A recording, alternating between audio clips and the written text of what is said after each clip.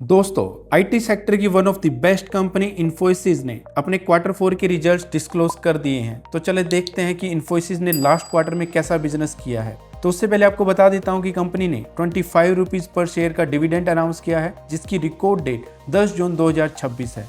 तो चलिए देखते हैं कि कंपनी ने कैसा परफॉर्मेंस किया है। तो सबसे पहले हम बात करते हैं कंपनी के रिवेन्यू फ्रॉम ऑपरेशंस की। कंपनी ने लास्ट क्वार्टर में 45,479 करोड़ का रिवेन्यू जनरेट किया था। अगर मैं बात करूं करंट क्वार्टर की, तो कंपनी ने 46,402 करोड़ का रिवेन्यू जनरेट किया है।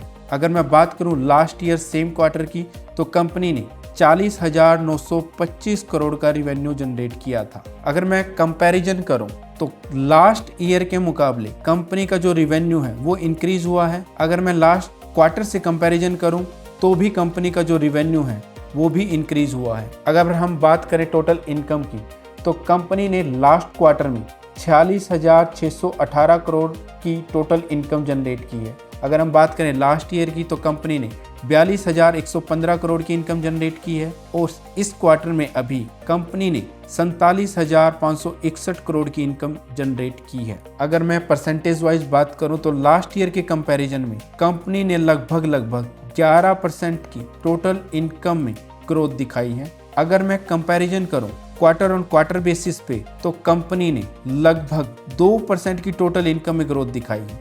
अब कंपनी के खर्चे की बात कर लेते हैं, तो कंपनी ने लास्ट क्वार्टर में 36,100 करोड़ खर्च किए थे और लास्ट ईयर 32,452 करोड़ रुपए खर्च किए थे। अगर मैं बात करूं अभी की, तो इस क्वार्टर में कंपनी ने 36,764 करोड़ रुपए खर्च किए हैं। अगर कंपैरिजन करें क्वार्टर ऑन क्वार्टर बेसिस पे, तो कंपनी के जो खर्चे हैं वो ज़्यादा बढ़ते हुए दिखाई नहीं दे रहे हैं।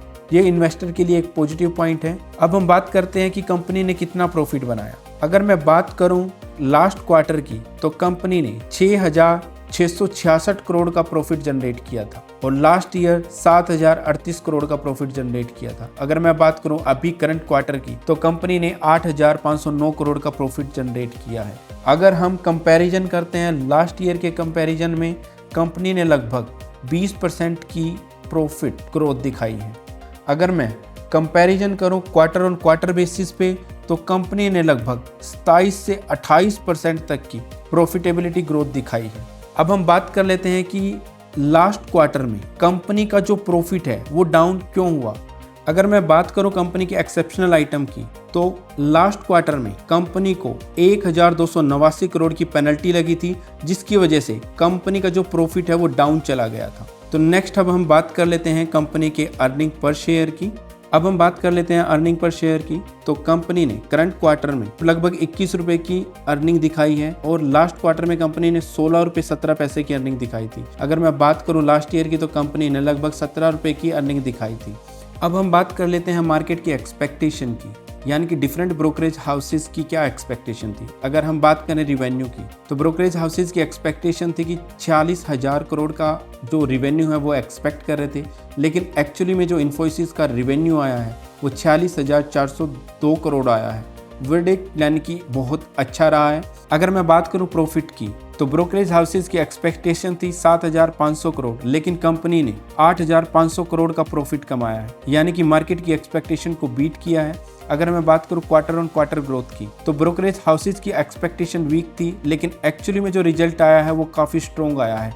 अगर मैं बात करूं डिविडेंड की, तो ब्रोकरेज हाउसेस की एक्सपेक्टेशन थी कि कंपनी 20 से 22 रुपये तक का डिविडेंड अनाउंस कर सकती है, लेकिन एक्चुअली में 25 रुपीज़ का डिविडेंड अनाउंस किया और मार्केट की एक्सपेक्टेशन को बीट किया। अगर मैं बात करूं ओवरऑल रिजल्ट की, तो ओवरऑल रिजल्ट कंपनी का काफ़ी अच्छा आया है, जिसमें रिवेन्यू और प्रॉफिट दोनों अच्छे आए हैं, लेकिन इसमें कुछ नेगेटिव पॉइंट भी है। अगर मैं बात करूं फाइनेंशियल ईयर 27 की गाइडेंस की, उसका सेंटीमेंट नेगेटिव देखने को मिल रहा है और डील पाइपलाइन भी काफ़ी स्लो डाउन है। तो देखते हैं इन्फोसिस का स्टॉक कल कैसे रिएक्ट करता है, और ऐसी वीडियोस के लिए लाइक एंड सब्सक्राइब जरूर करें।